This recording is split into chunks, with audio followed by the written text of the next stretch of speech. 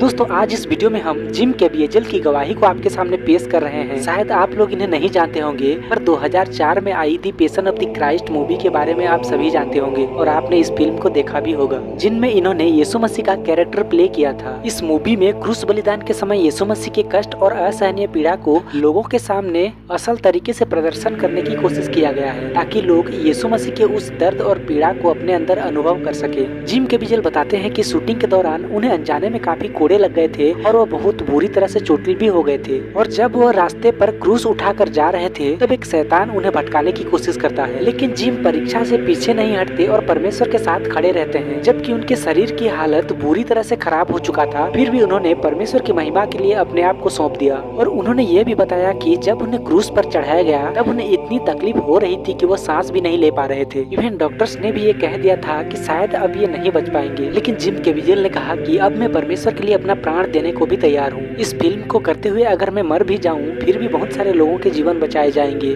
तो आइए जिम कैबियेजल की गवाही को सुनते हैं। जैसे कि ये अक्सर होता है कि जब आप परमेश्वर के लिए कुछ करना चाहते हैं तो शैतान आकर आपको दबाने की कोशिश करता है। मैं भी अचानक से सोचने लगा कि मुझे इस फिल्म के लिए हाँ नहीं करनी चाहिए थी, और मैंने तो इतने गलत काम किए हैं, जब लोगों को पता चलेगा तो ये सही नहीं होगा और मुझे इस फिल्म के लिए ना कर देनी चाहिए, मैं इस मूवी के लायक नहीं हूँ।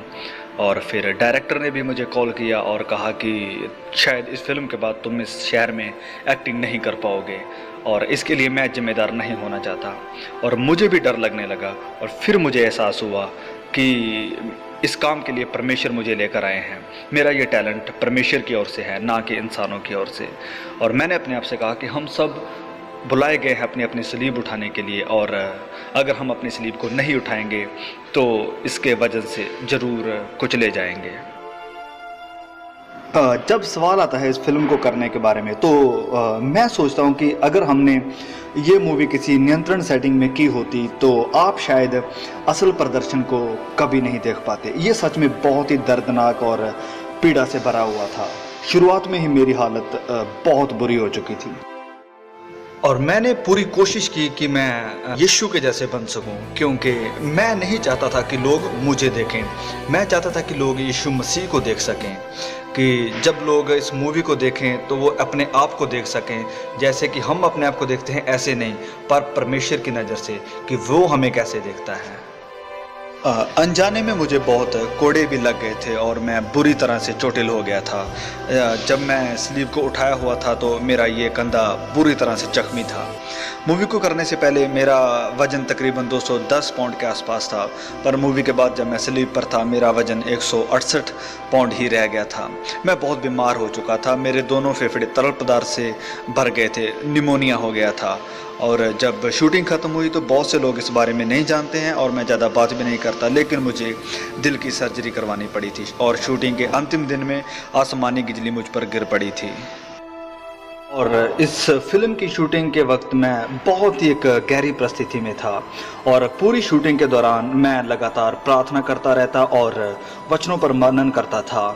और जैसे कि आप कहोगे कि मैं चरित्र में कैसे बना रहा, तो ये एक बहुत ही एक ज़रूरी सवाल है, क्योंकि मैं जानता था कि लोग यीशु को तभी देख पाएंगे अगर हम प्रार्थना और उपवास में बने रहे। और मैं आपको बताना चाहता हूँ कि उपवास रखना तो शीघ्र था मेरे बीमार होने की वजह से।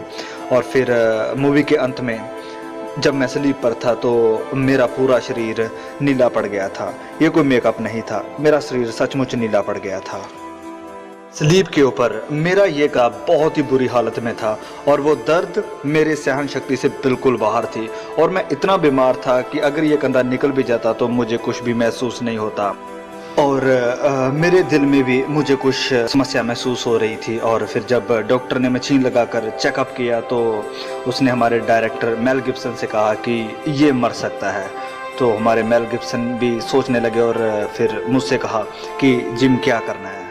तो मैंने मेल गिब्सन से कहा कि मैं अब मरने के लिए तैयार हूँ, ये अब मेरे और परमेश्वर के बीच का मामला है, तो मैं घर जाने के लिए तैयार हूँ, क्योंकि मैंने कभी भी अपने आप को इस लायक नहीं समझा था और उस समय मैं बिल्कुल तैयार था परमेश्वर के पास जाने के लिए। पर मैं जानता था कि अगर मैं इस फिल्म को बनाते हुए मर भी जाऊँ तो बहुत से लोग इस फिल्म के द्वारा बचाए जाएंगे। मूवी के अंतिम सीन में जब मैं चट्टान के ऊपर चढ़ रहा था, तो आधे रास्ते में जबकि हर कोई अपनी अपनी पोजीशन में था, उस समय वहाँ पर तकरीबन 250 के करीब कुछ लोग थे। तो रास्ते में ही मुझे एक साया महसूस हुआ। ये एक बुरी आत्मा थी, मुझे भटकाने के लिए कहा कि तुम तो मर रहे हो। तो मैंने कहा कि ये तो एक अच्छी खबर है, क्योंकि मैं जानता हूँ कि मैं अब किसके पास जा रहा हूँ। स्लीप के ऊपर जब मैं, तो मुझे सांस लेने में बहुत तकलीफ़ हो रही थी, क्योंकि ये सच्चाई है कि जब स्लीप के ऊपर किसी की मृत्यु होती है तो वो दम घुट के ही होती है। और शारीरिक तौर पर मैं भी इसी तकलीफ़ से जूझ रहा था। शायद हमारा प्रभु चाहता था कि मैं भी उस दर्द को महसूस करूं जो उसने सहन किया था, पर परमेश्वर मुझे संभाल रहा था और मेरा हाथ पकड़े हुए था, और वो शायद चाहता था कि तुम कहाँ तक मेरे साथ चल सकते हो। और मैंने कहा कि प्रभु, मेरा कतरा कतरा हाजिर है।